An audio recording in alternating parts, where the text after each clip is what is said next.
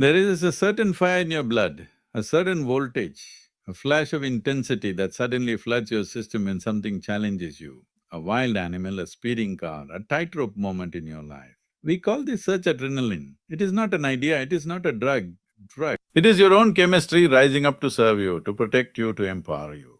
When your ancestors stood face to face with death in the wild, it was adrenaline that gave them the strength to run faster, fight harder, or climb higher than they ever thought possible. It is nature's way of saying, now is not the time to think, now is the time to act. Act. But today you're not chased by tigers, you're chased by traffic jams, deadlines, stock markets and social media likes. The adrenaline still flows, but where are you going? People jump off cliffs, race through danger, scream through roller coasters, not because they want to die, but because they're trying to feel alive. You see, the chase is not for adrenaline. The chase is for aliveness, and adrenaline is a shortcut. But here's the catch, too much of it without awareness becomes poison. Your body cannot be in fight mode all the time. That is not intensity. That is misuse. That is how anxiety is born. That is how burnout arrives. You don't have to climb Mount Everest to feel alive. You don't need to fall from the sky to find thrill.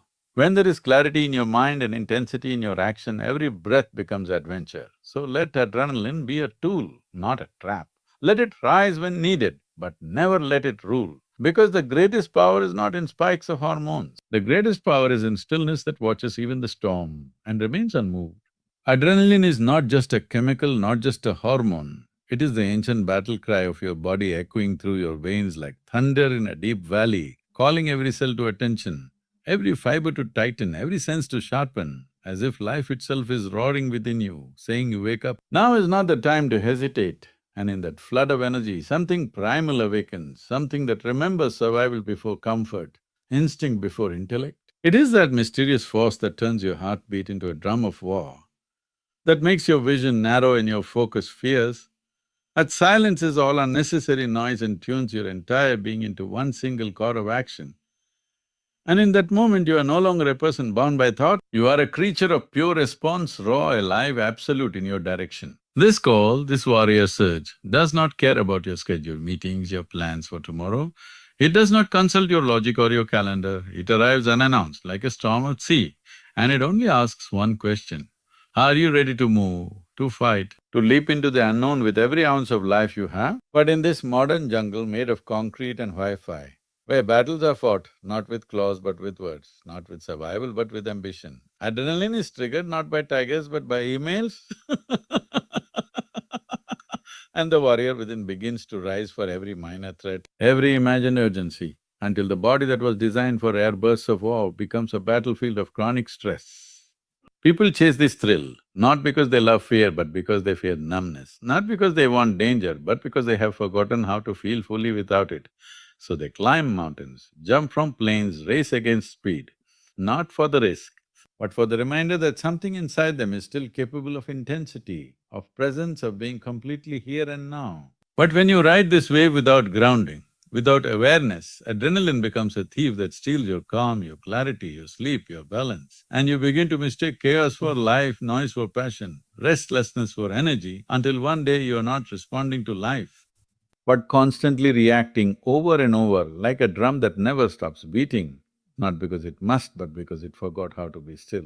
Adrenaline is a servant, not a master. It is a blade you draw only when the moment calls for it. It is fire that can protect or consume. And unless you learn to hold it with wisdom, unless you stand as the stillness beneath a storm, you will become addicted to your own surge, enslaved to your own internal warfare. So let it rise when it must, let it roar when the moment demands. But let there also be a deeper silence within you, an anchor that no chemical can shake, a presence that does not wait for danger to awaken, because the true warrior is not the one who fights constantly, but the one who chooses when to draw the sword and who never forgets that even in the heat of the moment, peace is the highest power. It is nature's tool for survival, not crafted in some laboratory or made by human intelligence, but forged in the silent fires of evolution over millions of years, where life learned that it must defend, protect, move, flee, and rise all at once when the line between life and death is only a breath wide. And so this tool was placed deep within you, not to be admired but to be used, not to decorate your intellect but to fuel your instinct. This tool is not made of metal or wood, It is made of blood and electricity, it is made of chemistry and memory. It does not sit in your hand but pulses through your nerves, wakes your heart, charges your muscles, and floods your awareness like a river breaking its dam. Because when nature made this tool, it did not design it for comfort.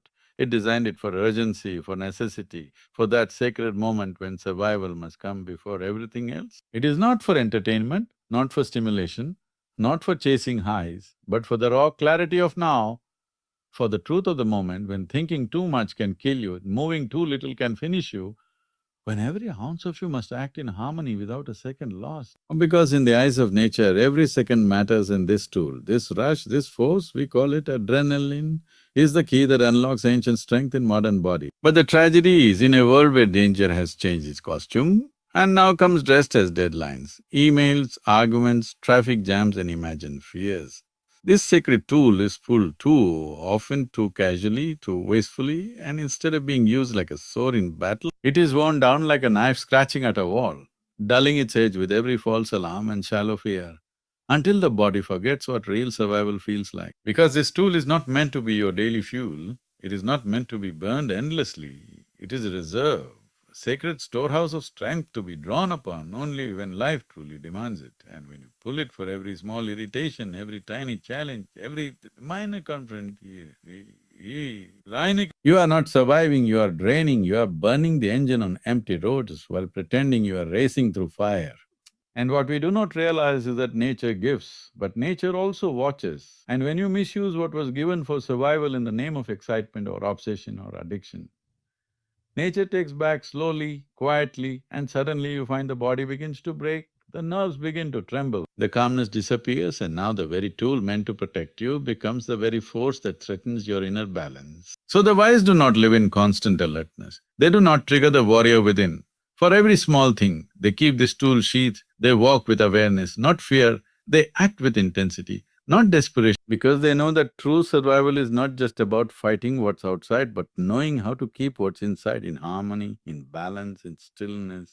Because in the end, this tool that nature gave you is powerful, yes, but power without wisdom is destruction, and adrenaline without awareness is not life, it is chaos. And if you do not learn how to rise above your own survival mechanisms, you will live like a machine of reactions rather than a being of presence, and you will miss the quiet strength that comes not from a rush of chemistry, from the deep stillness of being fully, utterly and consciously alive. People chase adrenaline through thrills not because they love fear, but because somewhere deep down they are tired of numbness, exhausted from monotony, craving that raw electric taste of being alive again even for a moment. So they climb cliffs, dive from skies, ride at speeds that blur the edges of reason, not because danger is delightful, but because their everyday has grown dull.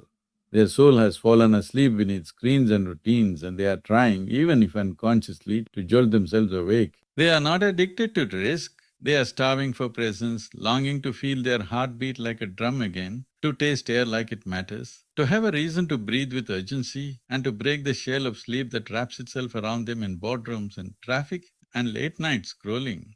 So they leap, they roar, they chase the edge because for a few seconds there is no past, no future, only this sharp burning now. It is not just the jump or the fall or the scream they are chasing, it is the silence that follows it, the clarity that arises when everything unnecessary falls away, and mind becomes empty, breath becomes sacred, and all that is left is the purity of being, of moving, of acting without a single stray thought. Because in that narrow crack between fear and flight, they find what meditation sometimes cannot give: immediacy. But the tragedy is, when people do not understand what they are truly seeking, they begin to believe that the thrill itself is the source of life, not realizing that it is only a doorway, a crude one, into something much deeper. And the more they chase it blindly, the more they need higher heights, greater risks, louder noise, faster rides, until one day they are not alive but simply escaping the absence of aliveness. This is how the cycle begins. Adrenaline gives them a spark, the spark gives them a high, the high fades and the emptiness returns stronger. So they run again, jump again,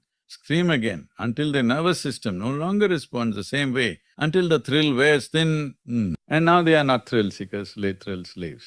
Needing more to feel less, spiraling not toward life but away from it. Because what they really want is not the adrenaline, it is the intensity, the fullness, the flood of being present. But instead of turning inward and discovering that this intensity can come without danger, without madness, they look outward and try to manufacture it through extremes, not realizing that the most powerful moments are not always loud or wild, but often silent, still and sharp like a blade made of breath. So the wise know this. They do not reject thrill, but they do not become its prisoner either. They touch the edge and return with reverence. They use adrenaline as a gateway, not a destination. And they learn to create presence in the quiet, in the slow, in the ordinary. Slow, in the ordinary, until even a sip of water feels like diving from the sky. Because now, they do not need risk to feel alive. They simply need to be aware.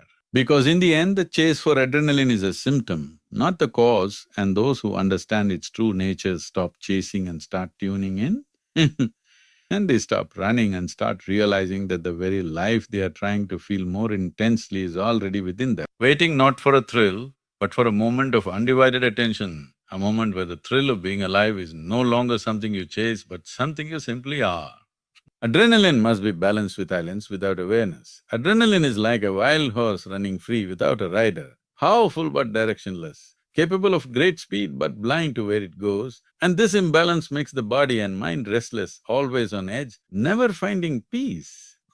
Turning what was meant to be a tool for survival into a source of constant agitation and chaos. When adrenaline surges without the grounding of awareness, it becomes an enemy disguised as a friend, pushing you into reaction after reaction, pulling you out of your center and into endless turmoil.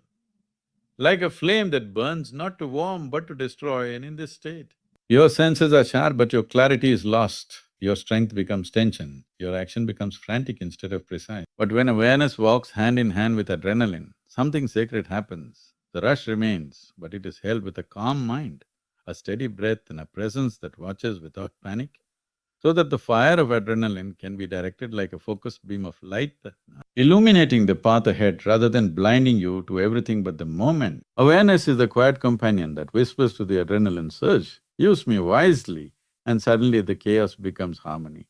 The wild horse becomes a powerful stallion, guided by the hand of the rider, ready to charge only when necessary and to rest when the battle is done, because awareness knows the difference between real danger and imagined crisis, between necessary intensity and needless exhaustion. Without this balance, adrenaline exhausts the body's resources, wears down the nervous system and leads to anxiety, insomnia and burnout.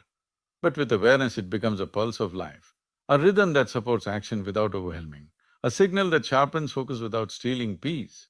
And this balance is the essence of true vitality. In daily life, this means learning to recognize when adrenaline is rising, feeling the tightness in the chest, the quickening of the breath, the rush of energy.